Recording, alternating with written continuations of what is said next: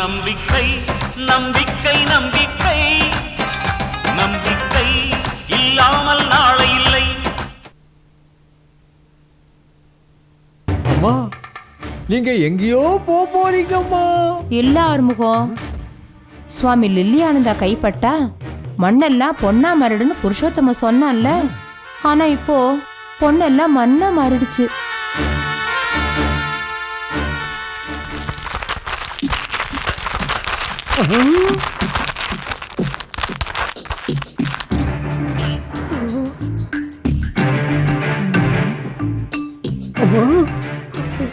அம்மா எப்படிமா இது? எவ்வளவோ வைரத்தையும் தங்கத்தையும் அள்ளி அள்ளி வச்சிங்களே, எல்லாம் கல்லும் மண்ணும் ஆயிடுச்சே அம்மா.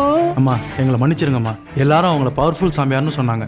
அம்மா அந்த பொட்டு அம்மாவுக்கு போட்டியா ஒரு சாமியாரு கொண்டு வரணும்னு தான் கூட்டியாந்த. இப்படி ஆகும்னு தெரியாதுமா.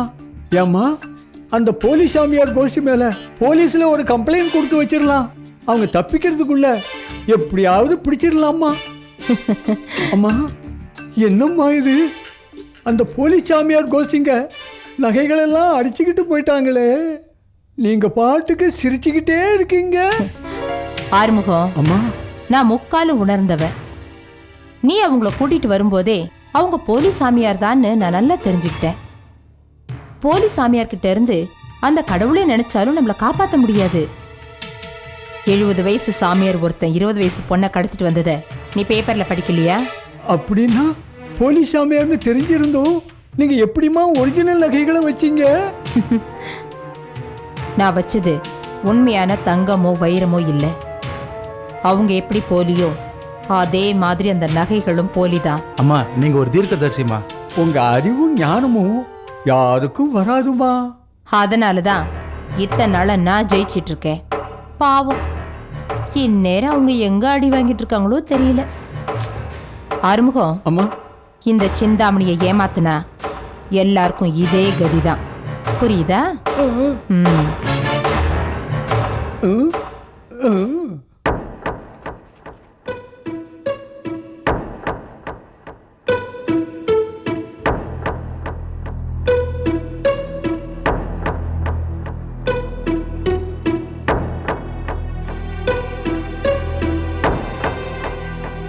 அரே டூப்ளிகேட் நகை கொண்டு வந்து யார்கிட்ட லட்சக்கணக்கில் பணத்தை அடிச்சிட்டு போலான்னு வந்தேன். என்னது டூப்ளிகேட் நகையா? அரே பக்கடோ உनको, நம்மளே ஏமாத்திட்டு போலான்னு வந்தாங்க, போலீஸ்ல புடிச்சு கொடுக்கலாம். பக்கடோ பக்கடோ. ஜெயந்தி ஜெயந்தி, என்ன ஆறுமுகம் அவசரமா வரீங்க? சிந்தாமணி அம்மாவுக்கு அழிவு காலம் ஆரம்பமாயிடுச்சுமா. சிந்தாமணி அழிய போறது நிச்சயம்தான். ஆனா அது உங்க வாயால கேக்குறது தான் ஆச்சரியமா இருக்கு. சொல்லுங்க, என்ன நடந்துச்சு? சிந்தாமணி அம்மா பணம் பட்டுப்புடவையோட பொட்டுக்கார அம்மாவை போய் பார்க்க போயிருக்காங்க. அப்படியா? அப்புறம் என்னாச்சு? பொட்டுக்கார அம்மா தெய்வத்தோட பிரதிநிதி.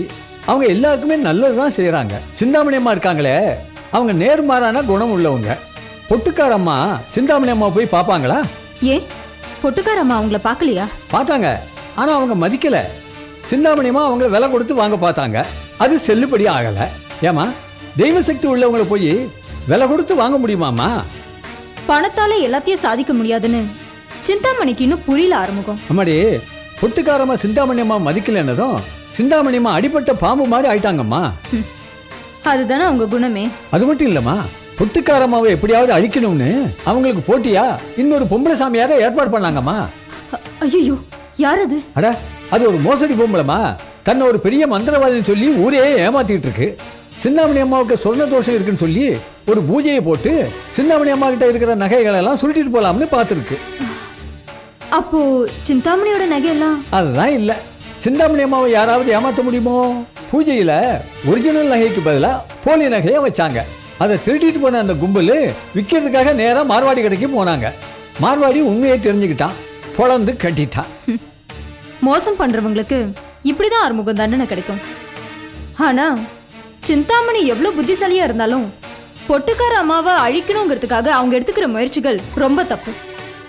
தீய சக்தியை அழிக்கணுங்கிறதுக்காக நாம தெய்வத்துக்கிட்ட முறையிடுவோம். ஆனா அந்த தெய்வத்தோட பிரதிநிதியான பொட்டுக்கார அம்மாவையே இவங்க அழிக்கணும்னு நினைக்கிறாங்களே, அந்த எண்ணம் தான் அவங்கள அழிக்க போகுது. இதுல இருந்து என்னமா புரியுது உனக்கு? என்ன ஆறுமுகம்? அம்மா, சிந்தாமணி அம்மாவுக்கு முடிவு காலம் நெருங்கியாச்சுன்னு அர்த்தம். அதனால தான் தெய்வ சக்தி உள்ளவங்கள்ட்டயே மோதிர எண்ணமே வந்திருக்கு. இல்ல ஆறுமுகம், சிந்தாமணி அம்மா அழியணும்னு நான் என்னைக்குமே நினைச்சதில்ல. அவங்க திருந்தணும்னு தான் நான் ஆசைப்படுறேன். அம்மா, நீ நானும் மனசு வச்சா நடக்கவா போகுது? இங்க பாருமா, தெய்வத்தோட மோதினவங்கெல்லாம் இது வரைக்கும் அழிஞ்சதா தான் கதை. சிந்தாமணி அம்மா அந்த தெய்வத்தோட மோத பார்க்கறாங்கம்மா. ஏன் ஆறுமுகம், நீங்க வயசுல பெரியவர் தானே, நீங்க அவங்க கிட்ட சொல்லக்கூடாதா? ஜெயந்தி, சிந்தாமணி அம்மாவோட பிடிவாத குணம் தான் உனக்கு தெரியுமே. இங்க பாருமா, ஒரு சனி மனுஷனோ இல்ல ஒரு நீதிமன்றமோ சிந்தாமணி அம்மாவை தண்டிச்சிட முடியாது. அப்படியே தண்டிச்சாலும் அது கொஞ்ச காலத்துக்கு தான். ஆத்தாவா பார்த்து தண்டனை கொடுத்தாதான் அந்த சிந்தாமணி அம்மாவோட ஆணவம் பூரா அழியும். ஹலோ வக்கீலம்மா, ரொம்ப பிஸியா இருக்கீங்க போட்டுக்கு. டிஸ்டர்ப் பண்ணிட்டேனோ? வாங்க வாங்க சார். வணக்கம். அதெல்லாம் ஒன்றும் இல்லை நந்தினி, நீங்கள் என்னோட கிளைண்ட் இல்லை, என்னோட ஃபேமிலி ஃப்ரெண்ட். எப்போ வேணாலும் வந்து டிஸ்டர்ப் பண்ணலாம். உட்காருங்க உட்காருங்க சார். சொல்லுங்க நந்தினி, என்ன விஷயம்? அம்மாவோட மரணம் எங்க பொறுமைக்கெல்லாம் முற்றுப்புள்ளி வச்சிடுச்சு. இனிமேலும் அந்த சிந்தாமணியை சும்மா விட்டு வச்சா அப்புறம் சட்டம், தர்மம், நியாயம் இதுக்கெல்லாம் மரியாதையே இல்லாம போயிடும். ஆமாம் கல்யாணி, நந்தினி சொல்றது உண்மைதான். இதுக்கு மேல நம்ம பொறுமையா இருக்கிறதுல அர்த்தமே இல்லை. சொல்லுங்க, நான் என்ன செய்யணும்? முதல்ல சிந்தாமணி கிட்ட இருக்கிற சொத்தை எல்லாம் பறிக்கணும். ஆனா அது சட்ட ரீதியா செய்யணும். அதான் உங்ககிட்ட ஆலோசனை கேட்டு வந்திருக்கோம். சரி, சட்ட ரீதியாக நான் என்ன செய்ய முடியுமோ அதை நான் செஞ்சிருவேன். ஆனா சிந்தாமணி பேர்ல வசந்த் பவர் ஆஃப் பட்டன் எழுதி கொடுத்துருக்காரே. ஆமா, ஃபேக்டரி கைமாறும் போதே அது நடந்துருச்சே. அதுதான் எங்க ப்ராப்ளமே. சிந்தாமணி கிட்ட பவர் இருக்கிறதுனால வசந்த் எந்த உரிமையில தன்னுடைய சொத்துக்கள்லாம் கேட்க முடியும்? அப்போ நாங்க சொத்துக்களை இனிமே கிளைம் பண்ணவே முடியாதா? நான் அப்படி சொல்லல. சட்டத்துல சில நியாயமான சந்து பொந்துகள் உண்டு, அது வழியா நுழைஞ்சு போக முடியுமான்னு பார்க்கணும். சரி, இப்போ என்ன செய்யலாம்? சிந்தாமணிக்கு விசுவாசமா இருந்த கிருஷ்ணா, ராஜா ரெண்டு பேருமே இப்ப அவங்களுக்கு எதிரிகளா மாறிட்டாங்க. அவங்க ரெண்டு பேர் வாக்குமூலத்தையும் வச்சு சிந்தாமணி விசாலத்தம்மாவை கொலை செஞ்சதையும் வசந்த கொலை செய்ய முயற்சி பண்ணதையும் நம்ம கோர்ட்ல நிரூபிச்சிடலாம். ஆனா ராஜா மேல ஏற்கனவே கொலை கேஸ் இருக்கிறதுனால அவரை கோர்ட்டுக்கு கொண்டு வர முடியாது. கிருஷ்ணாவும் இப்ப ஜெயில இருக்காரு. இதெல்லாம் உடனடியா நடக்கிற காரியம் இல்ல. அதனால புதுசா ஒரு யுக்தியை வச்சுதான் அந்த சிந்தாமணியை நம்ம மடக்கணும். உண்மைதாம்மா, சிந்தாமணி கிட்ட இருக்க சொத்தை முதல்ல நம்ம பறிச்சாகணும். ஆமா அங்கிள், அத முதல்ல அவகிட்ட இருந்து பறிக்கணும். அப்பதான் அவ கொட்ட அடங்கும். எனக்கு ஒரு யோசனை தோணுது. வசந்த் காணாம போனதுக்கு காரணமே சிந்தாமணி தானே. ஜெயந்தி விட்டு கோர்ட்ல ஒரு கேஸ் போட சொல்லிட்டா சிந்தாமணி நம்ம ஈஸியா மடக்கிடலாம். என்ன சொல்றீங்க? நீ சொல்றது நல்ல ஐடியா தாம்மா. ஆனா வசந்த் பத்திரமா வந்து சேரணும் தான் இவ்வளவு நாள் நான் பொறுமையா இருந்தேன். வசந்த தேடுற விஷயத்துல ராஜா ஒரு பக்கம் முயற்சி எடுக்கட்டும். கோர்ட்ல கேஸ் போட்டு சிந்தாமணியை ஜெயந்தி கோர்ட்டுக்கு இழுக்கட்டும். மனைவி எழுந்ததுனால நீங்க அவங்க கிட்ட நியாயம் கேளுங்க. உங்க எல்லாருக்கும் இந்த நந்தினியோட சப்போர்ட் இருக்கும். இதெல்லாம் மீறி அந்த சிந்தாமணியால என்ன செஞ்சிட முடியும்? அப்பாடா, இப்பதாம்மா எங்களுக்கே ஒரு தெளிவு வந்திருக்கு. உங்களுக்கு என்னால ஆன ஹெல்ப் நான் கண்டிப்பா பண்ணுவேன்.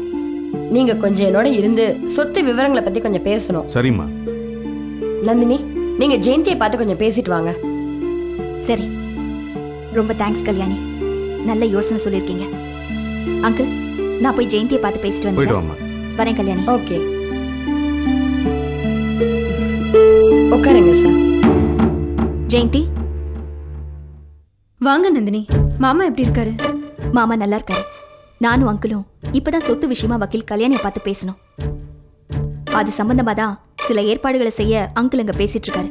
நானும் அது விஷயமா தான் உங்களை பார்த்து பேசணும்னு நேரா இங்க வந்தேன். சொல்லுங்க நந்தினி, இந்த விஷயத்துல நான் என்ன பண்ணணும்? இனிமேலும் நாம பொறுமையா இருக்கக்கூடாது ஜெயந்தி. என்ன சொல்றீங்க நந்தினி? அந்த சிந்தாமணிக்கு எதிரா நாம வழக்கு தொடர போறோம். அதுக்கான எல்லா எவிடன்ஸையும் தான் நாங்க இப்போ கலெக்ட் பண்ணிட்டு இருக்கோம். அத்தைய ஆளுங்களை வச்சு கொலை பண்ணாங்களே, அது சம்பந்தமாவா? சிந்தாமணி தான் ஆளை வச்சு விசாலம்மாவை கொலை பண்ணாங்கிறதுக்கும் வசந்த கொலை பண்ண முயற்சி பண்ணதும் சிந்தாமணி தாங்கிறதுக்கும் நம்ம கிட்ட ஆதாரங்கள் இருக்கு. ஆனா அவளை உள்ள தள்ளணும்னா முதல்ல அவகிட்ட இருக்கிற சொத்துக்களை நாம பிடுங்கணும். அது சுலபமா நடக்கிற விஷயமா? கொஞ்சம் கஷ்டம்தான். ஆனா அது சம்பந்தமா தான் இப்போ நானும் அங்கிளும் ஏற்பாடுகள் செஞ்சிட்டு இருக்கோம். இவ்வளவு சொத்து இருக்கிற திமிர்ல தானே அவ இந்த ஆட்டம் ஆடுறா. எரியறது அணைச்சா கொதிக்கிறது அடங்குன்னு சொல்லுவாங்க. சிந்தாமணி விஷயத்துல நாம அப்படிதான் டீல் பண்ணணும். நாம என்ன செய்ய போறோம்? இப்போ சிந்தாமணி அனுபவிக்கிற சொத்தை எல்லாம் நியாயப்படி வசந்துக்கும் அருணாவுக்கும் தான் வந்து சேரணும். அப்படின்னா அவங்க 2 பேரும் தானே கேஸ் போட முடியும். வசந்த் இப்ப எங்க இருக்காருன்னே தெரியல. அண்ணி அவங்க அம்மாவுக்கு எதிராக கேஸ் போட சம்மதிப்பாங்களா? அருணா சம்மதிக்கலனாலும் நமக்கு வேற வழி இருக்கு ஜெயந்தி. வசந்த் சிந்தாமணிக்கு பவர் ஆஃப் அட்டார்னி கொடுத்ததுல நமக்கு சாதகமா 2 பாயிண்ட் இருக்கு. ஒன்னு, வசந்தோட சொத்து அனுபவிக்கணுங்கிறதுக்காக சிந்தாமணி தான் வசந்த கடத்தி எங்கேயோ மறைச்சு வச்சிருக்கான்னு அவ மேல நாம கேஸ் போடலாம். 2, இந்த கேஸோட தீர்ப்பு வர வரைக்கும் அவ சொத்துக்களை நாம முடக்கி வைக்கலாம். ஜெயந்தி, வசந்தோட மனைவிங்கிற முறையில இந்த வழக்குல நீங்க ஒரு முக்கியமான சாட்சி. உங்களுக்கு இதுல சம்மதம் தானே? நந்தினி, எனக்கு இந்த சொத்தெல்லாம் வேண்டாம். அவரை என்கிட்ட பத்திரமா திரும்பி வந்துட்டா அதுவே எனக்கு போதும். எல்லாருமே இப்படி தீய சக்திகளை பார்த்து பயந்து ஒதுங்கிட்டா அப்புறம் யார் தான் அதை எதிர்க்கிறது? இங்க பாருங்க, என் விஷயத்தை பத்தி மட்டும் நான் யோசிச்சிருந்தேன்னா இப்ப இருக்கிற வாழ்க்கையை எனக்கு போதும், நான் பாட்டுக்கு ஒதுங்கி போயிருப்பேன். ஆனா சிந்தாமணி மாதிரி ஒரு மோசமானவளை நாம எல்லாரும் சேர்ந்து எதிர்க்க வேண்டாமா? நீங்க சொல்றது வாஸ்தவம் தான் நந்தினி. ஆனா இப்ப அவர் சிந்தாமணி கிட்ட இல்ல. அவர் சுய நினைவோடு இல்லாத இந்த நேரத்துல சிந்தாமணி அவரை தேடி கண்டுபிடிச்சு ஏதாவது செஞ்சுட்டா என்ன பண்றது? ஒண்ணும் நடக்காது ஜெயந்தி, பயப்படாதீங்க. நல்லவங்களுக்கு எப்பவுமே எதுவுமே வராது. இங்க பாருங்க, நாம எல்லாரும் சேர்ந்து அந்த சிந்தாமணியை அழிக்கணும். நாம சேர்ந்து போர்க்கொடி தூக்கினாதான் இந்த பிரச்சனைக்கு ஒரு முடிவு வரும். நான் போய் மத்த ஏற்பாடுகளை கவனிக்கிறேன். ஓகே?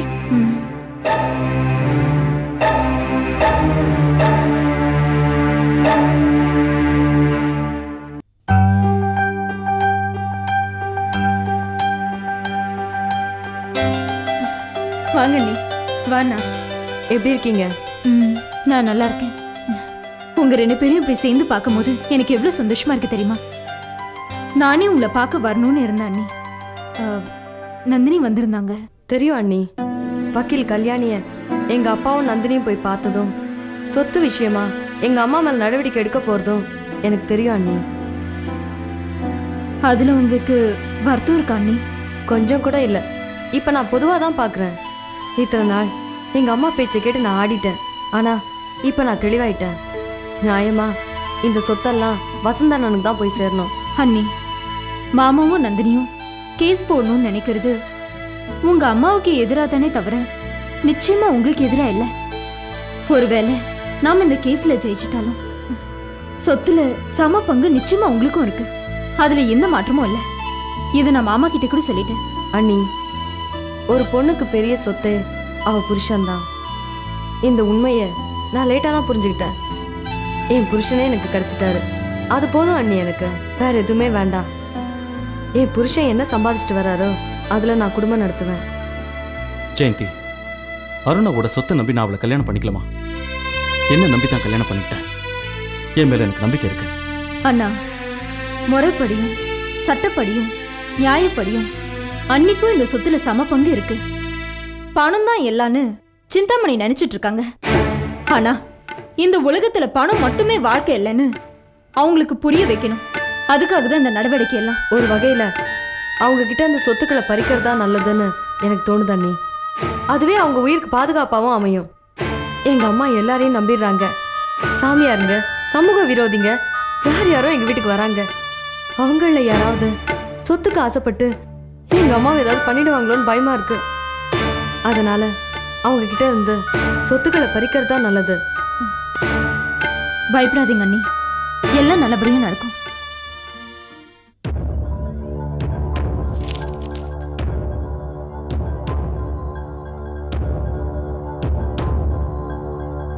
வணக்கம்மா. ம். அம்மா, ஒரு சங்கடமான செய்தி. என்ன ஆறுமுகம்? திருப்பதி சாரும் நந்தினியும் உங்க சொத்து மேல கேஸ் போடுறதுக்கு ஏற்பாடு பண்ணிட்டாங்களாம். ஆமா, அவங்களுக்கு தான் வாய்தா வக்கீல் கல்யாணி இருக்கிறாளே. அம்மா, அந்த வக்கீல் கல்யாணி உங்க மேல கேஸ் போட்டா ஜெயிக்க முடியுமா என்ன? எனக்கு நேரம் இப்ப சூப்பரா இருக்கு. என்னை யாராலையும் ஒன்றும் பண்ண முடியாது. அருணா, வாமா. என் நேரம் இப்ப ரொம்ப நல்லா இருக்கு.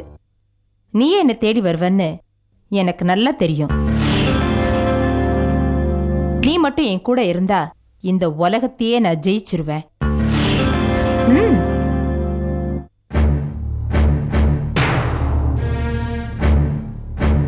பிரேம், நீ எதுக்காக இங்க வந்திருக்க? இப்பதான் என் பொண்ணு திருந்தி வந்திருக்கா. நீ ஏன் அவ பின்னாடியே வர? இனிமே அவ உன் கூட வரமாட்டா. நீ போலாம். அம்மா, அவர் நானும் ஒன்னா தான் வந்திருக்கோம். அவர் எனக்காக தான் வந்திருக்காரு. இந்த சகவாசமே உனக்கு தேவையில்லைம்மா. நீ இந்த வீட்டுக்கு வந்திருக்கிறது இவருக்கு பிடிக்கல. அதனாலதான் உன்னை கூட்டிட்டு போறதுக்கு வந்திருக்காரு. நான் இந்த வீட்ல இருக்கிறதுக்காக வரல. என் டிகிரி சர்டிபிகேட் எடுத்துட்டு போலான்னு வந்தேன். ஆமாமா, இனிமே உனக்கு கண்டிப்பா டிகிரி சர்டிபிகேட் வேணுமா? ஏன்னா நீ தானே இனிமே வேலைக்கு போய் உன் புருஷனை காப்பாத்தணும். சம்பாதிக்கிற புருஷனைய நீ கட்டிக்கிட்ட. அம்மா, நீ ரொம்ப அதிகமா பேசுற. பேசாம என்னடி பண்ண சொல்ற? என்ன நம்பி தானே எல்லாரும் இருக்கீங்க. ஏன் தயவு இல்லாம உன்னால வாழ முடியுமா? என்கிட்ட படிப்பு இருக்கு, யாரையும் நம்பி நான் இல்ல. அந்த படிப்பு உனக்கு எப்படி வந்தது? நான் போட்ட பிச்சை தானே. உன் புருஷனால உனக்கு ஒரு முழம் மல்லிகைப்பூ வாங்கி தர முடியுமா? இப்ப போட்டிருக்கிற இந்த நகை இதெல்லாம் யார் வாங்கி கொடுத்தா? இதுவும் நான் கொடுத்ததானே. உன் புருஷனால 1 கிராம் தங்கம் வாங்கி கொடுக்க முடியுமா? அம்மா, என் புருஷனை அவமானப்படுத்தினா அதை என்னால் தாங்கிக்க முடியாது. இத பார், இனிமே உன் புருஷன் இந்த வீட்டுக்கு வரக்கூடாது. நீ மட்டும் வா, மகாராணி மாதிரி இரு.